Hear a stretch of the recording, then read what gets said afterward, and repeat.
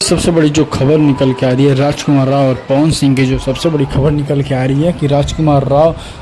जो विक्की विद्या की वाली वीडियो है इस मूवी में ये दिखाया जा रहा है जैसे कि पवन सिंह भी इस मूवी में दिखने वाले हैं, ऐसा